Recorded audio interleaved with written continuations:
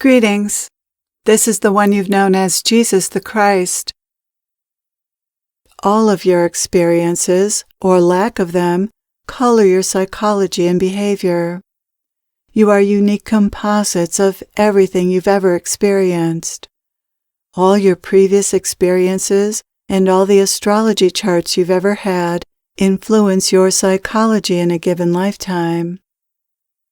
This is obvious with twins who have nearly identical charts but different ways of responding to the energies of those charts. Even identical twins aren't clones of each other.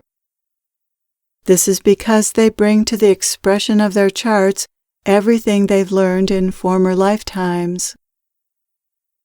Once this is understood, the personality can be appreciated for what it is, a vehicle for the soul's evolution. The task of evolution is not to do away with the personality. That would be impossible and undesirable. Evolution uses the personality to learn the lessons of this reality. But in your later lifetimes, a different relationship to your personality is established. The divine self begins to express itself increasingly through the personality instead of the ego. This shift doesn't come about through your own efforts or will, but naturally and gradually in the course of your evolution. Meditation and awareness can hasten this natural process.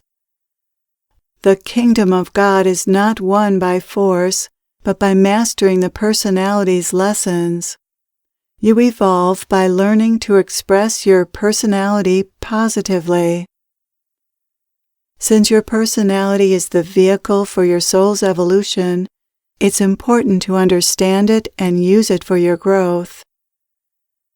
Once you have a sense of your personality and its traits, as described in your astrology chart, then ask yourself why these traits are part of your life now. A trait is part of your personality for one of 4 reasons. 1. You chose that trait to help you accomplish your life purpose. For example, Aries, which confers independence and courage, might be chosen if your life purpose requires leadership. 2.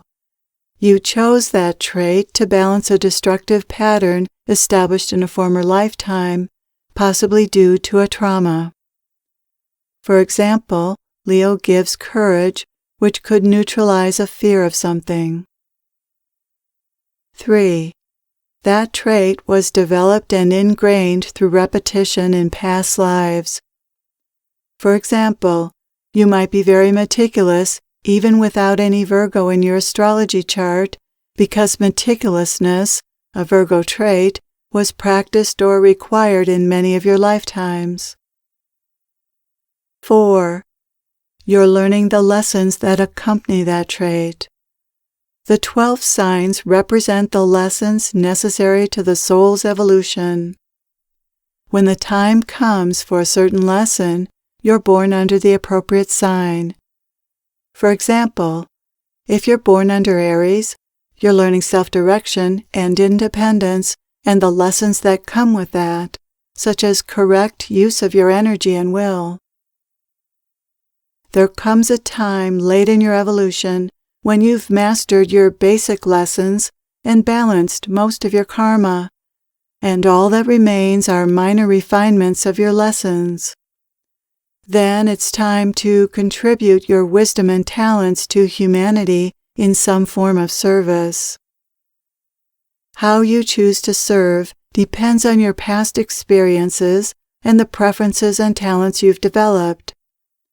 Some serve by inventing or discovering things, while others serve by producing beautiful works of art or happy children. Everyone has something to offer when the time comes.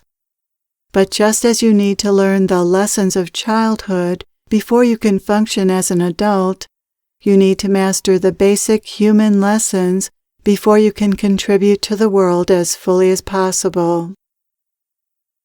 You're here not only to learn your lessons and develop your talents, but to help others do the same.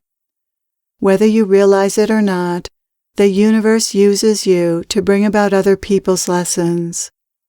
Each of you is deeply interconnected and intimately valuable to each other's soul's plans. Everyone's lessons touch the lives of many, each in a different way. Greta, who was stirred into service by the plight of her paralyzed friend, was touched as much by that lesson of being paralyzed as her friend was. This is why it's so important not to interfere with someone else's soul's plan.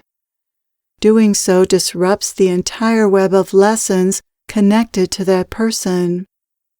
You can't affect or remove anyone from the web of life without it affecting many others. Yet human beings have the power to do this. How different the world would be if people didn't interfere with the soul's plans of others. Life is made more difficult and tragic by having the freedom to harm others. And yet free will is necessary for evolution. If only everyone knew how to use their will better. It's easy to blame God for the injustices in life, poverty, disease, and death, without fully appreciating the role that your choices play. Much of the sorrow in the world wouldn't exist if everyone made sounder, more compassionate choices. What is termed evil is often the result of uninformed and unenlightened choices. As long as some people on this planet are still learning the basic lessons of life, there will be evil acts.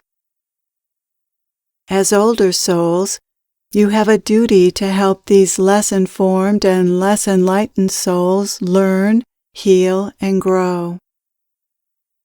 The seed of your divinity is within you, even in your earliest incarnations.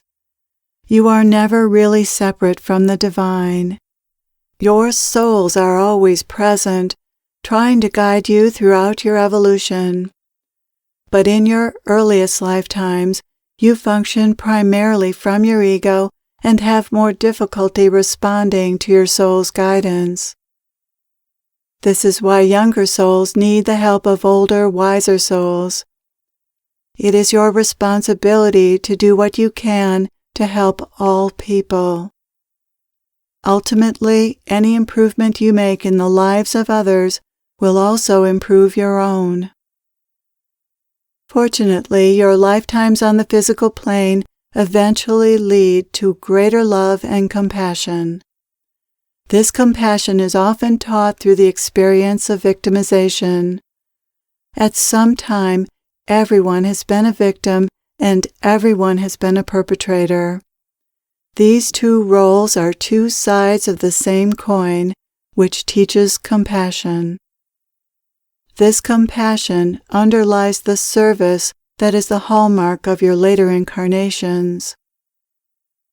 If your physical incarnations were all there is, then the suffering that human beings experience might be difficult to justify, just as suffering is difficult to understand within the context of just one life. But in light of your entire existence, this suffering is a small price to pay for the wisdom and understanding you gain. The physical plane is a school preparing you for an eternity of growth and service in non-physical realms.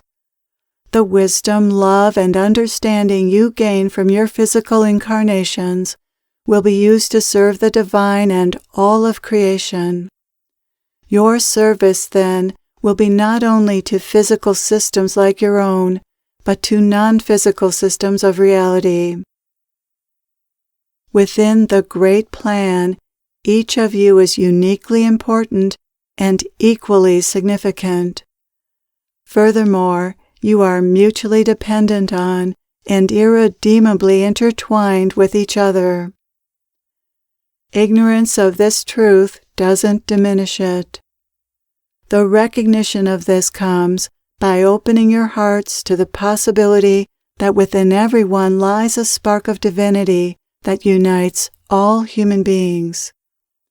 Once you become open to this truth, you can't help but discover it. Despite how it may seem, you are not long on this earth. Your physical incarnations are infinitesimally brief within the scheme of your existence, but within the great plan, these lifetimes are infinitely precious, laying the foundation for all that lies ahead.